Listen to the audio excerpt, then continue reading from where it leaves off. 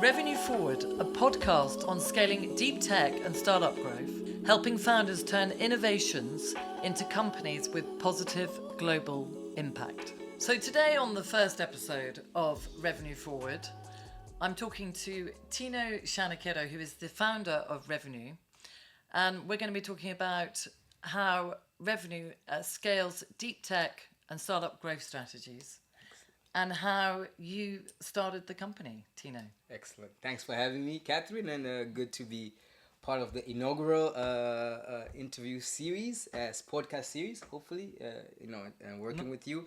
Very excited to be here, and it's an honor and privilege for me to be here and share this time with you. Yeah. Fantastic. So, first of all, what inspired you to create Revnuu?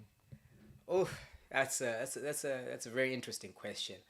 A few things inspired me to start the company, right? I had a kind of like a mid to long career as an athlete priorly. So when I took a kind of like a hiatus after my career, and I was into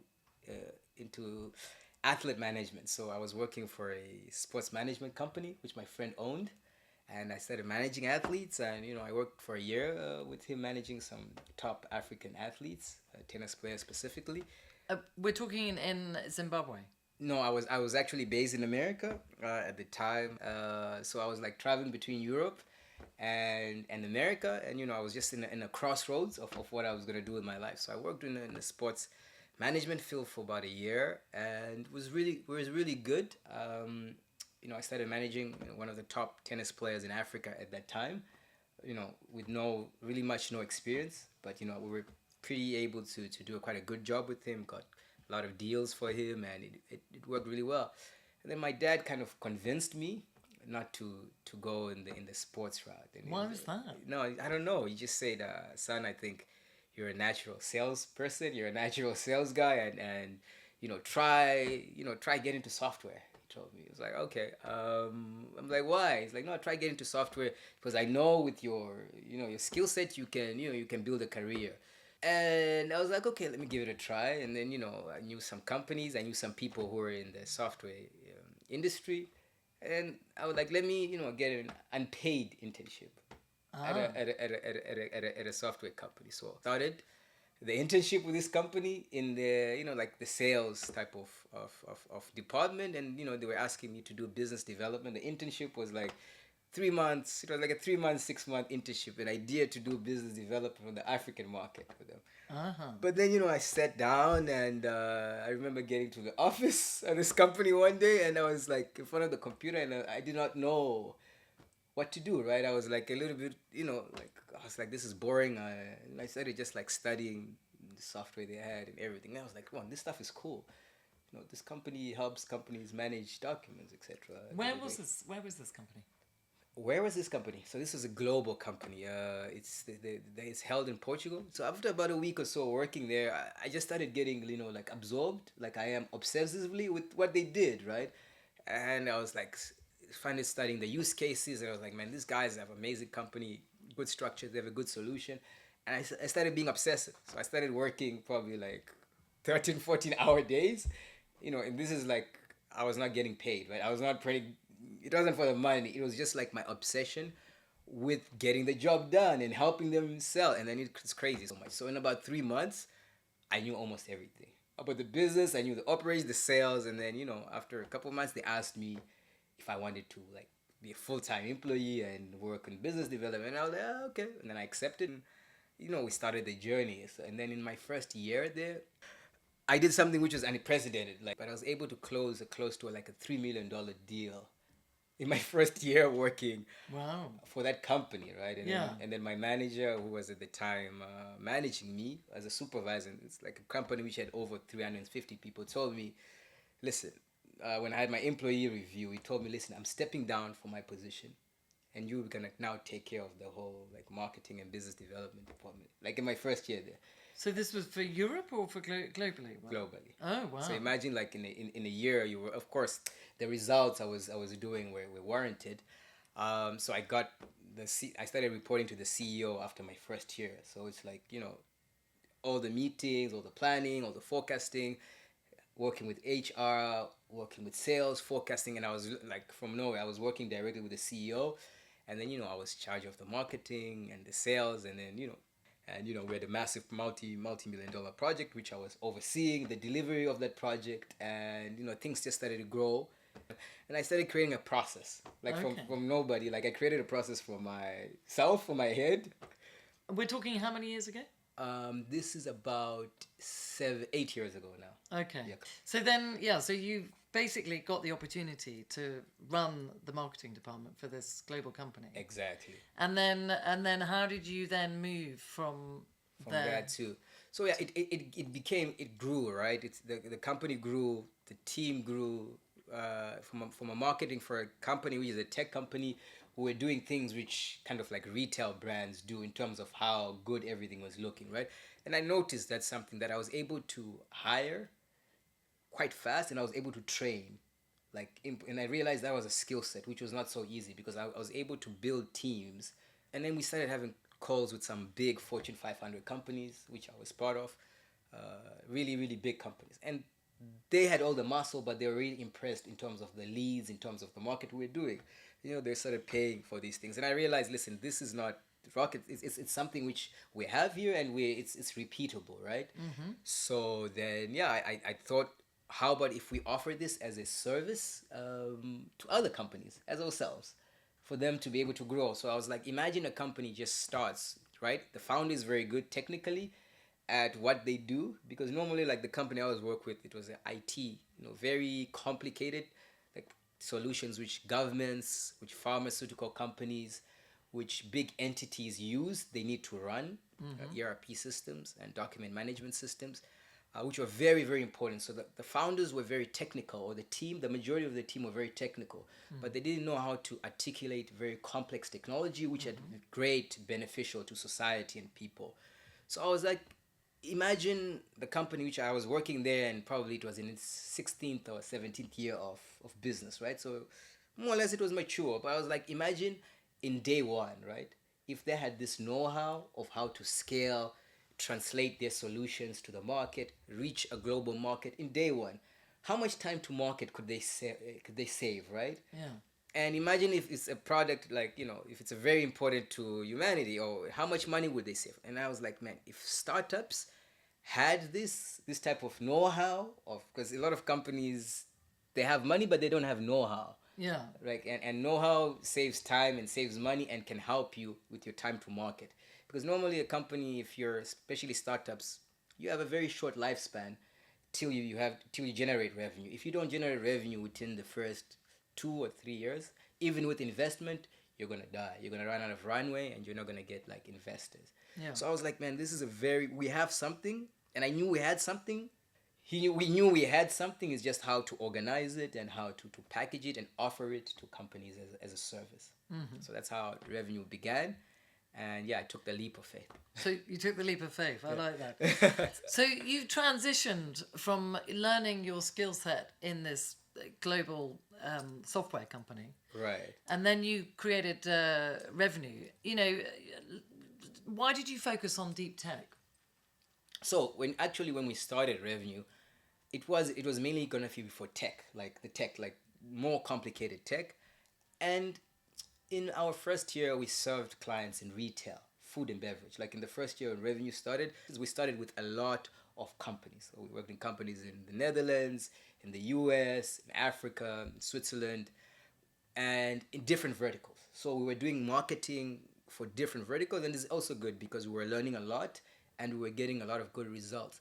But at the end of our first year, we started working with like a deep tech company, which was very in the semiconductor space. And it was very technical, and they were just spinning out the company per se, and they had amazing founding team, and we're able to start working with them, and they have amazing technology, and what the technology can potentially do for the world is just phenomenal. And I just realized that this are the type of projects I want to work in, right? This is the type projects which have an impact on humanity, projects which have an impact on how the future generations are going to be like, right? And I just realized this is my life's purpose. Everything that was happening was leading me to this stage. How did you figure that out though? How did you know it was your It's path? just knowing, right? Like in life, like just like in life, I think like even when I was in tennis and everything, when I was an athlete, that was my passion for many years. Like I used to wake up, train for 6 7 hours every day for many years, since the age of 7 or 8, like Until until I stopped at 25 or something. Yeah, wow. I was spending 8 hours. My passion was tennis. Yeah. Like I play for my country. I would do so. I was like Playing for I used Zimbabwe. to, yeah, for Zimbabwe. So I knew it, right? In that moment, in that old stage, something in me just told me this is what you need to do, right? This is what your life's purpose is. And then it came a stage where, I reached a stage I thought it wasn't my purpose anymore. When I started Revnuu, something in me told me this is your path.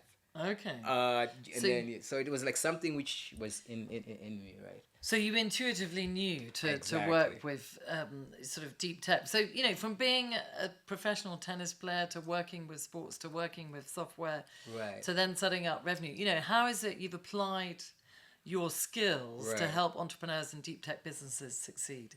So it's a very good question. Not easy to answer. So I think the main thing is passion, right? You cannot be a professional athlete or compete at anything at a professional level without being, professional, passionate, hard, work hard extremely. Those are the basis.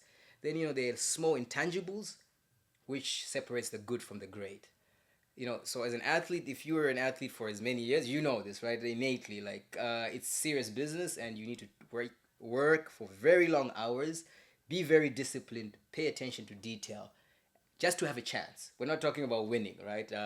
So I think that in terms of preparation, that gives me a base for all the work. And with our clients, it's the same. Like when we have any project, I treat it like it's we're preparing for for a war, for a competition, right? Yeah. Yeah, but you're going in with a winning Mentality. mindset. Yeah. Yeah.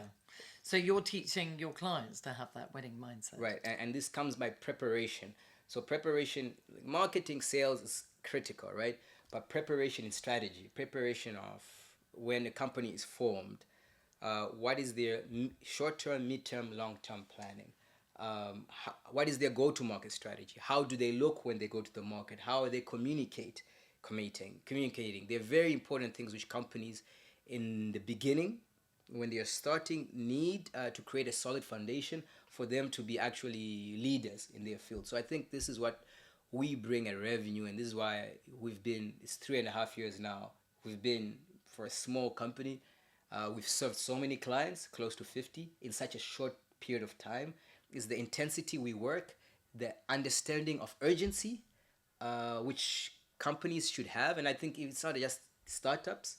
Every company should work like a startup, because if not, the survival, we have many cases, of companies which were giants, but in 4 or 5 years of losing market share, they become extinct. So every company should function like a startup, and our passion, of course, is in serving deep tech startups. But the level of urgency and the level of planning and the level of foresight which athletes have is what I think all businesses should have. Okay. So having the focus and the sort of Tunnel vision. tunnel vision. Right. And what problem is Revnuu solving in the market today? It's a very good question. So there are a few problems. I think the main problem which we're solving in the market right now is helping clients accelerate their time to market, right? Because the biggest challenge which startups and scale-ups are having is that you have amazing product, you have an amazing technical team, but you don't know how to communicate and simplify what you do, firstly to the investors and secondly to the consumers. 9 out of 10 deep tech specifically companies fail, and the biggest failure is that they run out of money. But why did you run out of money? Why couldn't someone fund you? Because you're not attractive enough to be funded, or you did not have enough people following you to be funded, or your product didn't have enough traction. So how we help companies is we help them really be clear of what their application of their technology is, how they look to the market, and how their stories are being told very early, even before they even have a product on the market. Because this, you're able to create I would say, like a fan base of consumers and also a fan base of investors. So, but for you to get to that stage, you need to have, I would like to say, the Apple effect. Like that's the philosophy I like to do. It's like So what is the Apple effect? like how Steve Jobs had his mentality of building companies, building teams, the intensity. And marketing was one of the most important things, which Apple did. Like it's a genius. The marketing, the playbook of Apple is even till now, right? Into how the products look, how the user experience of the product is, how they communicate. Like, and that's how we would like to and that's how we work, and that's how we like to inspire founders to think. Depending, your company could be in whichever vertical it is, but it's a playbook and a philosophy which can be implemented universally. Okay, and you set up Revnuu, but before we go into a little bit more detail of what you're actually doing, Right. What was the biggest challenge you faced in setting up Revnuu? Challenges. Challenges come a dime a dozen. It is hard, and it is hard. Yeah. It still is hard. The biggest challenge I would say is in getting, in getting the team to share the same vision, like our team, the team of our clients, to share the same vision which the founder has. I think this is the biggest challenge which all founders have, is to get the people who they're building their companies are to have a unified vision. To be aligned. To be aligned, exactly. So I think this has been one of the biggest challenges which we have faced, as well as, the challenges which come with building a company. Like there's no deep tech company which just goes through financial challenges, financing, cash flow challenges, many challenges, legal challenges which come with running a business, right? So we faced, every challenge which any company will face, but it's not about the challenges, right? It's like competition, it's like sport, right? It's like it's not about the challenges, it's how you overcome and how you confront the challenges, and it's daily, right? Like every day is going to be a new challenge, and you have to confront it, accept it. Some days you win, some days you lose, but you have to keep going, right? So probably 99% of the world would have given up, but we don't give up, and this is what we want the companies which we work at to have, that sort of mentality. And now we're at a very interesting position as a company, just because we didn't give up, right?